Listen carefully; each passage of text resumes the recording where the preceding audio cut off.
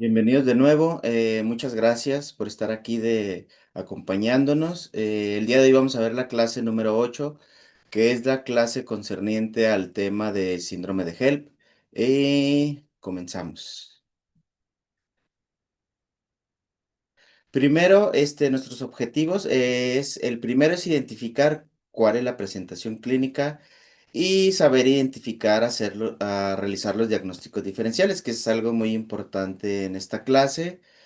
Definitivamente hacer una revisión de la fisiopatología, que está muy interesante. Conocer cuáles son las causas posibles de complicaciones, hay unas muy severas. Y como todo, en nuestras clases, pues entender el tratamiento óptimo lo más actualizado posible. Primero, un poco de generalidades. Fue descrito primeramente por Pritchard en 1954.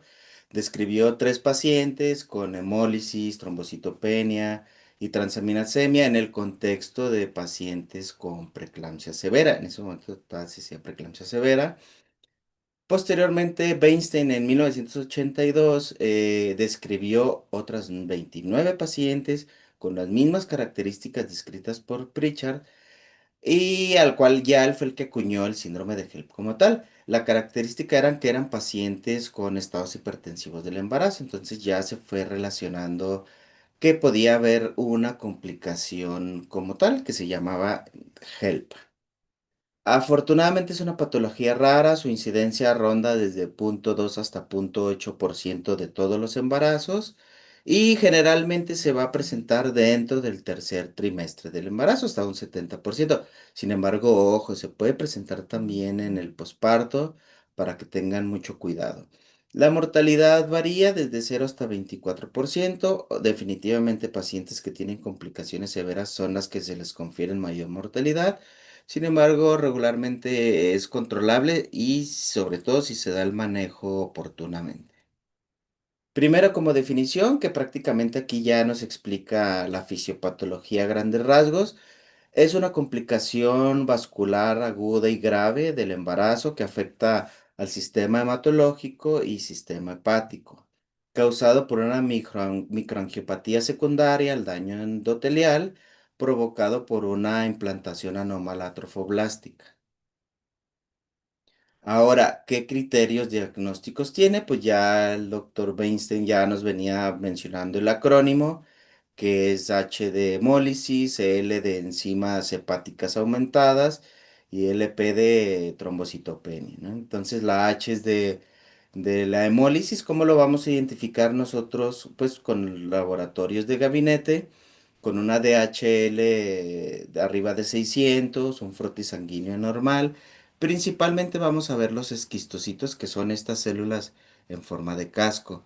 También puede haber equinocitos, no es lo habitual en este tipo de hemólisis, o células de Burr, también se les conoce. Sin embargo, es necesario que sepan que también puede haber presente, pero sin embargo, los esquistocitos son los que predominan en este tipo de hemólisis, ¿no?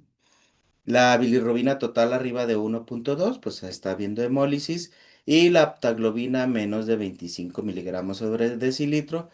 ¿Por qué se disminuye la aptaglobina? Simplemente cuando hay una hemólisis se libera la hemoglobina, no puede andar en el torrente sanguíneo circulando libremente, ya que puede generar oxidación y aparte se va a eliminar vía renal muy fácilmente. Entonces, lo que hace la aptaglobina es que se une permanentemente al grupo M, se genera y ya se metaboliza y se vuelve a reutilizar lo que se pueda reutilizar. Por eso la aptaglobina se consume permanentemente. Las enzimas, pues la aspartato aminotransferasa y la alanino aminotransferasa, arriba de 70 unidades internacionales por litro las dos, y la trombocitopenia menos de 100,000, ¿no?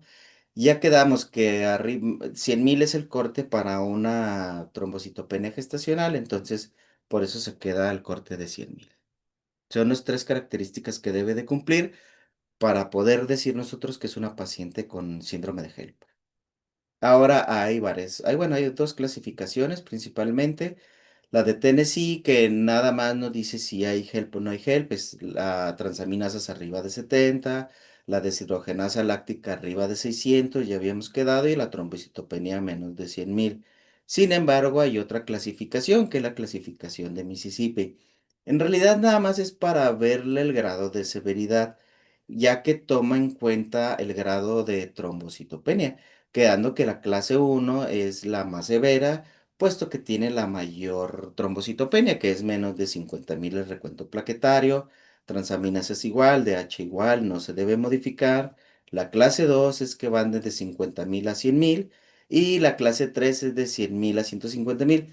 Honestamente, esta clasificación a mí no me agrada, ya que condiciona mucha confusión, ¿no? Pero ya menos de 100.000 ya habíamos quedado que era el criterio de definición, entonces ahí pone un poco de sesgo y pudiéramos equivocarnos o crear confusión innecesariamente. Ahora, ¿qué factores de riesgo debe tener la paciente para poder generar un HELP? Pues un antecedente ya de un embarazo previo de preeclampsia. Definitivamente, si un embarazo previo ya tuvo síndrome de HELP, una paciente con hipertensión arterial crónica, ya vimos que genera una endoteliopatía, que es parte fundamental de la fisiopatología que vamos a estar mencionando. Una etnia, aquí la etnia a diferencia de preeclampsia, a diferencia de eclampsia, que ya lo vimos en las clases previas, aquí la etnia mayormente son caucásicos, ¿de acuerdo? Y la edad de 30 a 35 años. También la multiparidad es un factor de riesgo. Ahora, ¿cuál es el cuadro clínico que se va a asociar, aparte de lo que estamos mencionando bioquímicamente? Ojo. La paciente va a llegar y se va a comportar, perdón, o presentar exactamente igual como si fuera una preeclampsia, como una preeclampsia, ¿no? Una paciente hipertensa, una paciente con cefalea, una paciente con síntomas digestivos, náusea, vómito, puede traer edema en miembros pélvicos hasta el 30%.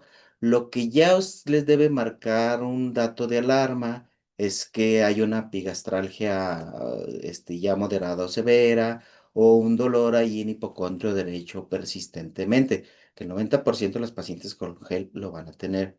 Entonces es una paciente que se va a presentar como una preeclampsia y que ya lo van a identificar cuando le tomen los laboratorios iniciales del perfil toxémico, ¿no? La biometría hemática, la química sanguínea, las PFH, pruebas de funcionamiento hepático, los tiempos de coagulación.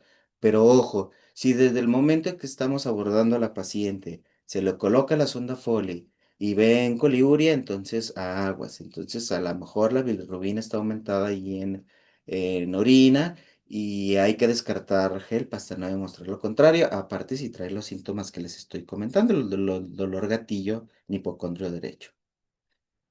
Ahora, la fisiopatología. Este, ya habíamos quedado, ¿no? Comparte mucho fisiopatología de una preeclampsia, puesto que es parte del proceso patológico de la preeclampsia, ¿no? Todo comienza si hay una inserción o una invasión trofoblástica saludable, que lo mencionábamos en el diagnóstico, van a predominar los factores proangiogénicos, que ya los hemos estado hablando en la clase 3 de enfermedades hipertensivas del embarazo, o en la clase de eclampsia también lo mencionamos, que son factores a favor del crecimiento endotelial, el factor de crecimiento placentario y el factor de crecimiento vascular endotelial. Si predominan estos dos, pues va a haber una angiogénesis, va a haber una adecuada permeabilidad vascular, sobre todo a nivel de ahí de los sinusoides, células endoteliales sinusoidales hepáticas, va a haber una adecuada fenestración, va a haber una vasodilatación saludable porque hay una muy buena liberación de óxido nítrico y también de prostaciclinas. El problema es cuando no hay una adecuada invasión o una inserción anómala de placenta. ¿Qué nos va a generar? Ya habíamos hablado, ¿no? Una disfunción placentaria y nos empieza a generar factores antiangiogénicos, que ya los estuvimos hablando. La porción soluble de la proteína semejante FMS, la de la tirosinquinasa o SFLT1 para no tardarnos tanto y la endoglina soluble. Que ya quedamos que el SFLT1 va a generar vasoconstricción porque libera endotelina 1, ya quedamos que es el vasoconstrictor por excelencia. Por ende, ¿qué va a pasar? Pues nos va a disminuir el flujo sanguíneo, nos va a generar isquemia, nos va a generar necrosis, isquemia placentaria y nos va a generar toda esa respuesta inflamatoria que ya estuvimos hablando en esas clases. Ahora, también a nivel de las células endoteliales sinusoidales, alteran ahí las fenestraciones ahí del espacio de Dice. Ahora, la endoglina soluble aquí tiene un papel muy importante. Aparte del SFLT1, la endoglina soluble es la responsable pues no del 100%, pero sí de la mayor parte de la endoteliopatía que se genera en los pacientes con síndrome de HELP, ya que va a generar una activación anómala del endotelio, que sucede que disfunciona ese endotelio, que se daña ese endotelio. ¿Y por qué? Porque genera una complementopatía, que ya lo estuvimos hablando, ¿no? En la clase de sepsis lo hablamos y lo hablamos en la clase de embolismo de líquido amniótico. Ya quedamos que el sistema de complementos no es un equipo de respuesta rápida inmune. Tiene tres objetivos: la opsonización, la quimiotaxis y la lisis celular. Entonces, aquí, y ya lo vimos en esas clases, ¿no? O sea, se activa C3, se activa C5, ¿y qué va a pasar? Va a generar un complejo de ataque, que es el C5 B9, perdón, y que ese complejo de ataque, pues va a generar la perforina. Y eso va a llegar y va a atacar al endotelio como tal. Lo llega, lo perfora, lo daña, hace que se disfuncione. Entonces, un endotelio que ya no es funcional, uno, va a generar la microangiopatía hemolítica anémica porque se va a deformar ese endotelio y va a permitir que ese eritrocito se lise en esa pared. Entonces, ¿qué es lo que es el responsable que nos genera la hemólisis? Y como lo vamos a ver, ya lo vimos en un frotis sanguíneo normal, aumento de la de DHL, aumento de las bilirrubinas totales, disminución de la optoglobina y definitivamente disminución de la hemoglobina.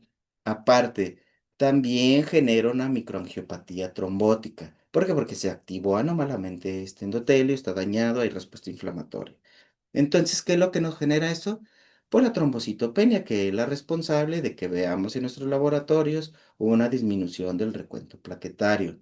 Y por último, para cumplir el tercer tridente de la definición de síndrome de HELP, hay un daño hepático que se genera por un síndrome de oclusión sinusoidal, que es lo que nos genera el daño hepático como tal y es el que genera el aumento de las transaminasas. Ahora, este síndrome de oclusión sinusoidal no es solamente del síndrome de HELP, hay varias patologías también así como en el PRES, ¿no? Hay varias patologías que también lo pueden generar. Aquí lo genera el síndrome de HELP. Ahora, nada más vamos a ver por qué sucede esto. Vemos que nuestro sinusoide hepático pues saludable, nuestro espacio de Dice está también saludable, hay una adecuada fenestración de nuestro endotelio, como estamos viendo, las células de Kupffer, las células estrelladas que lo hablábamos en la clase previa de hígado graso agudo del embarazo, que pertenecían al parte del 20% de la masa celular del hígado, y siendo que el 80% está formado por hepatocitos, ¿no? Hepatocitos saludables. Para que haya una adecuada función, pues tiene que haber una adecuada irrigación, tanto venosa como arterial, y que se lleva a cabo por las vénulas y las arteriolas, ¿no? Entonces, el problema es cuando ya se genera toda esta complementopatía que ya estábamos mencionando, se empiezan a dañar aquí las fenestras, se abren esos espacios. ¿Qué sucede? Que pueden salir o migrar eritrocitos fuera del vaso, también salen respuesta inflamatoria, se empieza a acumular ahí depósitos de fibrina, detritos, eritrocitos aquí en el espacio extracelular, que hace que ese espacio de dice se ocluya, se congestione, aumente su presión hidrostática, y a fin de cuentas, ¿qué va a generar eso? Que ya no hay una adecuada irrigación sanguínea y no va a llegar oxígeno y no va a llegar nutrientes y a fin de cuentas ese hepatocito comienza a disfuncionar, a sufrir isquemia, a sufrir infarto hepático como tal. Y entre más áreas de necrosis hepática haya, que es lo que nos va a generar el aumento de transaminasas, entre más área hepática infartada, mayor riesgo de que se nos genere un hematoma hepático. Y si este hematoma hepático es muy grande y la coagulopatía también ya es muy severa, pues nos va a generar una ruptura hepática, que es una de las principales complicaciones que ahorita vamos a ver. Entonces, a fin de cuentas, esto es lo que nos genera los tres datos pivote del síndrome de HELP. Ahora, ¿qué diagnósticos diferenciales tenemos? Ya habíamos hablado en la clase previa, ¿no? De hígado graso agudo del embarazo. Relacionados al embarazo, pues una trombocitopenia benigna del embarazo, que ya les veníamos mencionando, ¿no? Menos de 100,000 ya no es trombocitopenia benigna. Y el hígado graso agudo del embarazo, ¿no? Que es uno de los que más se pueden simular un cuadro en una paciente embarazada. También hay patologías infecciosas o inflamatorias, hepatitis viral, una colangitis, una colecistitis, sobre todo pues, porque la sintomatología está principalmente ahí en cuadrante superior derecho o hipocondrio derecho y aparte de las alteraciones bioquímicas, una infección de vías urinarias altas, sobre todo del lado derecho. Ya habíamos quedado en los cambios fisiológicos del embarazo cuando vimos sepsis, que el lado derecho es el que tiene más riesgo de que genere un proceso infeccioso, ¿no? Porque se modifica la anatomía, una gastritis, una úlcera gástrica, sobre todo cuando hay un dolor ahí epigástrico persistente, o una pancreatitis aguda en el embarazo, que ya muy probablemente ya veremos esa clase también. Diagnósticos diferenciales que generen trombocitopenia en una paciente embarazada, pues una trombocitopenia inmunológica, ¿no? Una PTI, una deficiencia de folatos, un lupus eritematoso sistémico, que esa clase sí ya la estamos terminando para verla aquí, un síndrome de antifosfolípidos, y hay patologías raras que simulan el síndrome de HELP. Ahora sí, la púrpura trombótica trombocitopénica, la PTT o un síndrome hemolítico urémico, sobre todo porque estos nos van a generar una microangiopatía hemolítica, ¿no? Anémica, que ahorita los vamos a analizar un poquito más a detalle. Ahora, recordemos la clase del hígado graso, veníamos hablando, ¿no? Una paciente que tiene una alteración de las pruebas de función hepática alteradas en una paciente embarazada, se acuerda que teníamos que hacer el diagnóstico inmediatamente. ¿Está totalmente relacionado al embarazo? Si está totalmente relacionado al embarazo, pues ya quedamos que es hiperemesis gravídica, una enfermedad colestásica del embarazo, una preeclampsia, un HELP, que es la clase que estamos viendo, o un hígado graso agudo del embarazo. Y el otro 50% eran las no relacionadas al embarazo, ¿no? Que vamos a realizar. Entonces, para poder discernir entre estas que están relacionadas al embarazo, simplemente pedimos los laboratorios dirigidos, ¿no? Ácidos biliares, sobre todo para descartar una enfermedad colestática del embarazo, tiempos de coagulación, sobre todo porque su hígado graso es el que sí no los prolonga como tal, ya habíamos quedado, los reticulocitos, la aptaglobina, porque hay hemólisis y nos diría más que es un gel, etcétera, etcétera, ¿no? Ahora, si no cumple estos criterios, entonces tenemos que ver, ¿es un patrón colestásico o es un patrón hepatocelular? Ya habíamos quedado, si un patrón colestásico hay que hacerle un ultrasonido. Si sale negativo, entonces pensar que es por una droga, pensar porque es una colangitis biliar primaria, una colangitis esclerosante primaria, y ya que tenemos que hacer, pues pedir todo lo que es necesario y referido y dirigido a lo que estamos pensando, ¿no? Y si es un patrón hepatocelular, pensar es una hepatitis viral, una hepatitis autoinmune, una generada por drogas, una esteatosis hepática alcohólica no alcohólica, enfermedad de Wilson, enfermedad celíaca, una vasculopatía y que vamos a pedir pues todos los anticuerpos, antígenos, etcétera, para lo que estemos pensando. Ahora, ¿qué otras patologías en el embarazo nos pueden generar una microangiopatía hemolítica anémica? Pues hay varios, ¿no? Aquí vamos a ver los cuatro principales, teniendo el síndrome de HELP o la preeclampsia, la PTT que ya estábamos mencionando, el hemolítico urémico posparto o un síndrome de antifosfolípidos catastrófico. Ahora, un HELP, la incidencia es 100 por cada 10,000 embarazos. La púrpura trombocitopénica trombótica, uno en cada 10,000, es menos prevalente. La síndrome hemolítico urémico se desconoce, dicen que muy probablemente sea igual a la púrpura trombocitopénica trombótica, antifosfolípidos se desconoce. Estamos hablando en embarazo. Tiempo de presentación, ya vimos, tiene que ser después de la semana 20, generalmente es en la tercera semana. Ojo, se puede presentar en el puerperio. La PTT regularmente es al final del embarazo o en el posparto. La hemolítica urémica comúnmente es en el posparto. El catastrófico de antifosfolípidos es comúnmente en el ya término del embarazo o en el posparto. ¿Qué signos vitales se alteran en estas patologías? Ya quedamos, gel y preeclampsia, hipertensión, ¿no? Cifras de severidad que ya habíamos hablado en las clases previas, 160 sobre 110. En la púrpura trombocitopénica trombótica, la TA regularmente es normal, pudiera haber fiebre.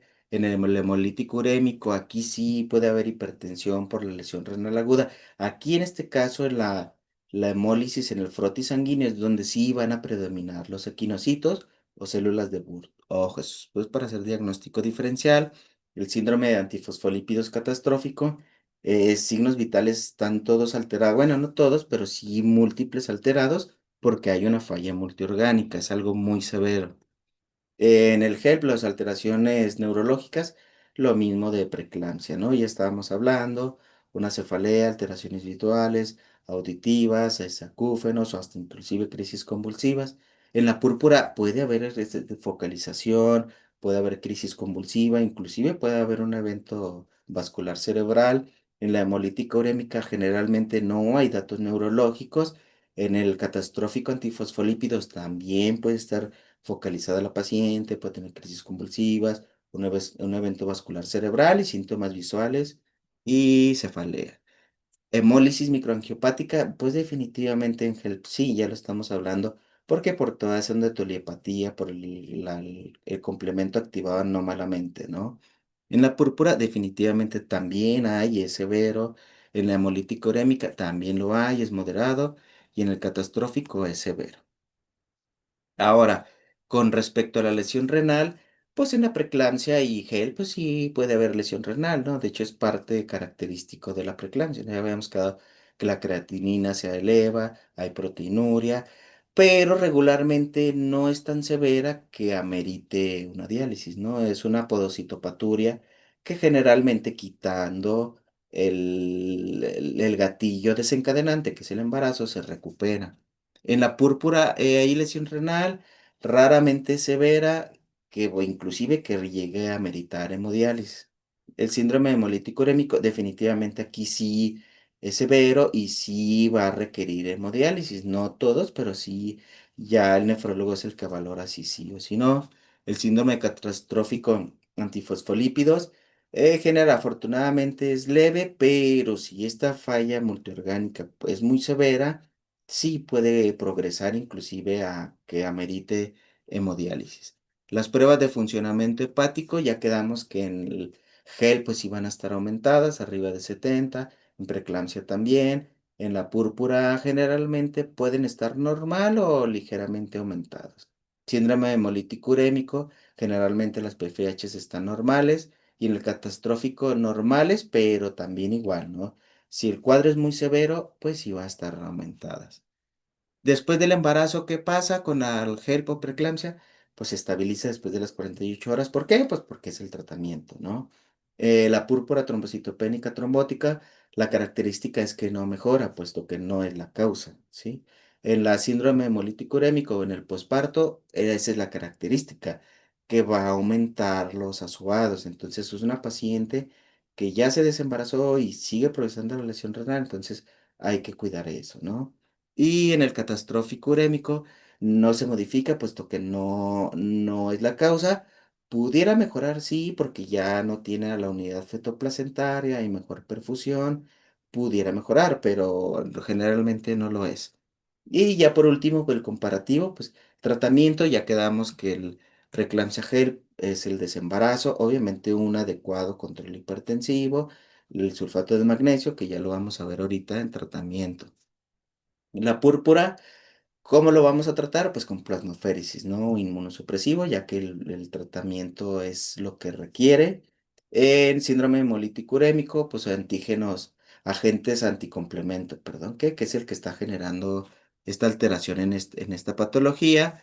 Y en el antifosfolípido es catastrófico, pues una plasmaféresis, inmunoglobulinas, anticoagulantes, glucocorticoides. Aquí el tratamiento es un poco más severo, más agresivo y más extenso, puesto que es una patología más severa. Ahora, en cuanto al tratamiento, no hay, es prácticamente lo mismo que hacemos en una paciente con preeclampsia, ¿no? ¿Por qué? Porque es parte de la misma fisiopatología. Ya quedamos que parte importante del tratamiento es un adecuado control de cifras de TA. Y ya habíamos quedado 135-85 según las guías NICE, es nuestro objetivo, ¿no? Y tenemos varias herramientas en una paciente que está embarazada. ¿Qué es el abetalol? Ya vimos que su presentación es de 100 miligramos. La cápsula es un beta bloqueador. Ya vimos que es la dosis máxima de 200 a 2400 miligramos al día. Lo podemos dar cada 8, cada 12 horas. Esto es vía oral. El nifedipino de liberación prolongada. Estamos hablando de pacientes con no cifras de severidad. De liberación prolongada de 30 miligramos la cápsula. Ya sabemos que es un antagonista de los receptores de los canales de calcio, perdón, desde 30 a 120 miligramos. Como es de liberación prolongada, se da cada 12 o cada 24 horas vía oral, no cada 8 horas. La metildopa, ya sabemos que viene de 250 miligramos la tableta, tiene acción dual, central y periférica, de dosis de 250 hasta 3000 miligramos al día. La dosis la podemos repartir cada 6 horas o cada 12 horas. Y por último, la hidralacina viene de 10 miligramos la cápsula. Es un vasodilatador. La dosis es de 100 hasta 200 miligramos día y lo podemos repartir cada 6 horas. Y en caso de cifras de severidad, solo tenemos tres herramientas. Ya habíamos hablado que la betalol viene de 5 miligramos un mililitro, es un beta bloqueador. La dosis se da 20 miligramos IV dosis inicial. Nos esperamos 10 minutos, no tuvimos objetivo.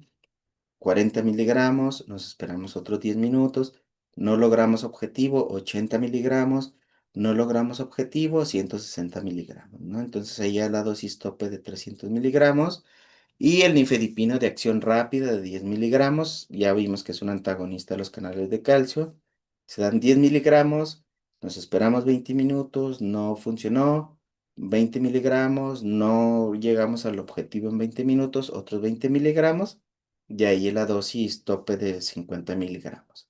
La hidralacina es 20 miligramos por mililitro, es un vasodilatador, damos 5 miligramos IV, nos esperamos 20 minutos, no llegamos a nuestro objetivo, son 5 miligramos, otros 20 minutos y 10 miligramos y ya llegamos a la dosis tope de 20 miligramos.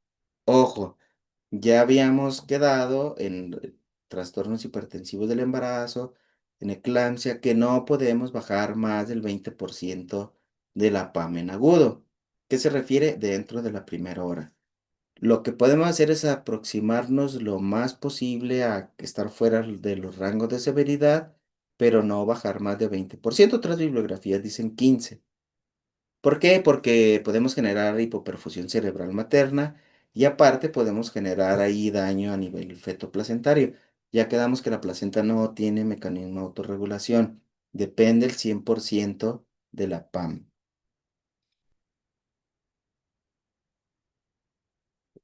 Ahora, tenemos que darle sulfato de magnesio a estos pacientes, ¿eh? Tenemos que dar neuroprotección. Ya habíamos hablado en las clases previas. Yo me quedo con lo que ya dice la COG recientemente. El último que vi fue, la última actualización fue el 2023. Ya quedamos que la impregnación es de 4 a 6 miligramos de sulfato de magnesio. Se aforan en 250 mililitros de solución salina al 9% de preferencia. Y lo vamos a pasar en bolo para 20 minutos. Y dejamos un mantenimiento de 1 a 2 gramos por hora por 24 horas hasta después del desembarazo. Ya quedamos en la clase de eclampsia que hay múltiples sistemas de mantenimiento y que se han querido modificar y cortar, etcétera, etcétera. Pero hasta que no salga algo nuevo contundente, pues vamos a tener que seguir haciendo hasta por 24 horas, ¿no? Ese es el objetivo, a menos que tengan todas las contraindicaciones que ya las vimos en la clase de eclampsia. Entonces, si tienen duda, pues pasen a dar una vuelta a esa clase.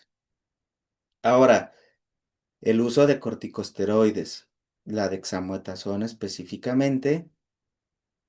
Hay múltiples estudios, ¿no? Inclusive revisiones de Cochrane, metaanálisis, etcétera, etcétera, donde ya está demostrado que para lo único que nos funciona la dexametasona en el contexto de una paciente con síndrome de HELP, nada más y únicamente nos sirve para el recuento plaquetario, ¿no? No impacta en la mortalidad, días de estancia intrahospitalaria, etcétera, etcétera, simplemente en el recuento plaquetario. Pero pues sí ya vimos, ¿no? Que la clasificación de Mississippi, que es la que le pone ahí grados de severidad y etcétera, pues dependiendo del recuento plaquetario, pues entonces pues sí se puede utilizar, ¿no? Pero nada más para eso funciona. La resolución del embarazo, ya habíamos quedado también, parto cesárea, depende de las condiciones primeramente maternas y segundamente las condiciones fetales. Si es un feto prematuro, menos de 34 semanas, ya habíamos quedado, ¿no? Podemos darle el beneficio de iniciar el esquema de inducción de la maduración pulmonar fetal, que a fin de cuentas que podemos utilizar dexametasona, que también nos puede ayudar para las plaquetas. Entonces, podemos iniciar el esquema de inducción de la maduración pulmonar fetal, pero a fin de cuentas, el HELP es una complicación de la preeclampsia. Entonces, aquí lo recomendado, y ya lo vamos a ver, es desembarazo lo más pronto posible, pero podemos iniciarle y estarle tomando medición de laboratorios, tener bien monitorizada a nuestra paciente. Y en el momento en que se empieza a complicar, lo siente, pero hay que interrumpir el embarazo. Aparte, pues nos da tiempo de poner a la mamá en las mejores condiciones posibles, especialmente en la trombocitopenia, ¿no? O si ya hay coagulopatía, en la coagulopatía. Pero, y lo idóneo es que sea posparto, ¿no? Porque ya quedamos que si es por parto, perdón, menos riesgo de hemorragia, menos riesgo de procesos infecciosos, menos riesgo de trombosis, etcétera, etcétera. Pero si se puede pues, por parto, mejor, ¿no? Pero hay ocasiones en que no se pueda y lo indicado es sacar a ese feto lo más pronto posible. Ahora, ¿qué posibles complicaciones puede haber? Hay varias, ¿no? Desde sepsis materna, un parto pretérmino, que es lo que estábamos hablando, un edema agudo de pulmón, porque así como hay endoteliopatía, puede generar endoteliopatía a nivel pulmonar. Y si no estamos dando una adecuada reanimación hídrica parenteral, puede condicionar un edema agudo de pulmón. Definitivamente puede haber lesión renal aguda. Ya estábamos viendo que se pueden afectar los endotelios, el riñón es uno de los órganos que más pueden sufrir la hipoperfusión y puede haber lesión renal, puede haber un síndrome de dificultad respiratoria aguda, puede haber un desprendimiento de placenta inserta, puede haber una coagulación intravascular diseminada, un accidente cerebrovascular. Sin embargo, lo que más es peligroso es que haya un hematoma hepático y que ya veníamos hablando por la fisiopatología y del síndrome de oclusión sinusoidal, pero lo más terrorífico o lo más cruento que puede suceder es una ruptura hepática, ¿no? Es algo bien catastrófico, condiciona muchísima morbimortalidad y mucho riesgo de fallecer, ¿no? Los pacientes se ponen muy graves, requieren varias intervenciones quirúrgicas o ahorita lo que vamos a ver más adelante. Ahora, ¿a todas se les tiene que hacer un estudio de imagen hepático a las pacientes con HELP? No, no a todas. Pero cuando sí tener en mente que es necesario hacer un estudio de imagen, comenzando con lo menos invasivo hasta lo más invasivo, ¿no? Ojo, ténganlo bien grabado en su mente. Una paciente que tiene un dolor epigástrico bien severo o que a pesar de que ya iniciamos manejo, tratamiento, analgésicos, persiste el dolor ahí en epigastrio y ni se diga si el dolor es bien severo en hipocondrio derecho o que también persiste después a pesar de que le estamos dando tratamiento, ni se diga que el dolor se irradia a hombro derecho o espalda, ni se diga que la paciente está debutando con una hemoglobina bien severa menos de 7 gramos sobre decilitro, y si es menos de 6 pues mucho más, ¿no? porque una hemólisis por un síndrome GEL no es tan severa, significa que algo está pasando. O que la paciente esté estable y súbitamente se choque, se ponga bien taquicárdica, se ponga anúrica, tenga alteración del estado de alerta, requiera aminas, tenga abdomen agudo. Ojo, es paciente que muy probablemente o trae un hematoma o ya hizo ruptura. O sobre todo si una paciente que presenta una coagulopatía muy severa, porque ya quedamos. Los pacientes aquí generan mayormente trombocitopenia, no tanto coagulopatía. Coagulopatía, cuando el hígado, que ya habíamos hablado en la clase previa, que parte de sus funciones es ahí se metabolizan los factores de coagulación. Entonces, si hay mucho hepatocito dañado, pues sí va a haber una coagulopatía como tal. Entonces, ojo. Ahora, el, vamos a utilizar estudios de imagen. ¿Qué estudios de imagen tenemos a la mano? Pues principalmente vamos de los no invasivos, ¿no? A los más invasivos o lo que puede generar radiación. Generalmente la herramienta de ultrasonido, pues se puede hacer ahí al pie de la cama de la paciente, no es invasivo, se puede tener más fácilmente. Entonces, aquí le vamos a hacer un ultrasonido hepático. Ahora, ojo, depende en qué momento sea del hematoma hepático. Es cómo lo vamos a visualizar nosotros en el ultrasonido. Aquí estamos viendo una imagen, ¿no? Hipoecoica, con imágenes ahí hiperecoicas dentro, que están como que organizándose. Eso nos sugiere que ese es un hematoma ya en fase subaguda, que ya inclusive se está haciendo fase crónica, porque un hígado, un hematoma hepático en fase aguda, que es dentro de las primeras 24 horas, generalmente debe ser hiperecoico, o sea, blanco, ¿sí?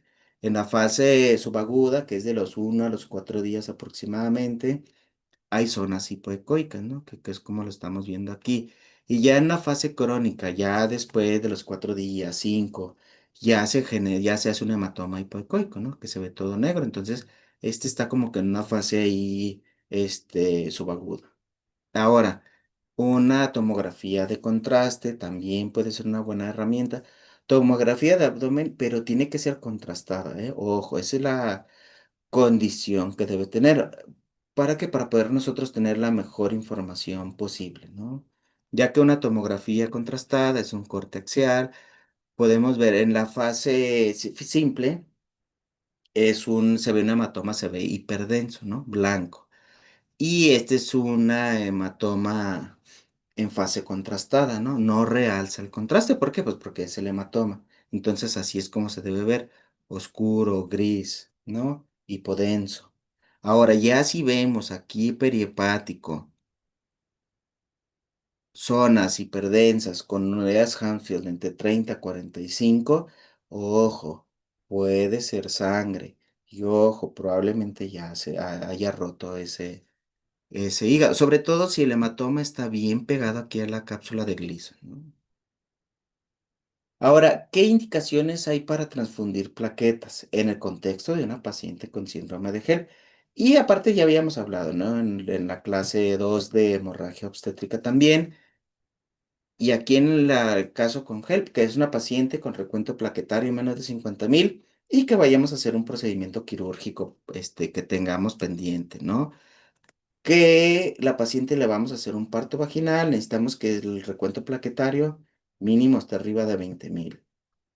Si aquí está menos de 20,000, se tiene que hacer recuento profiláctico. A diferencia ya en una hemorragia obstétrica que habíamos hablado que tiene que ser menos de 10,000, aquí menos de 20,000.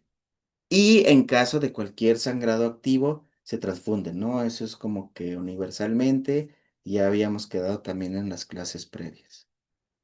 Ahora, ¿qué pasa cuando hay una ruptura hepática? Pues ya vimos, ¿no? Es una paciente muy grave que definitivamente tiene que estar en terapia intensiva, que definitivamente tenemos que interconsultar al servicio de cirugía.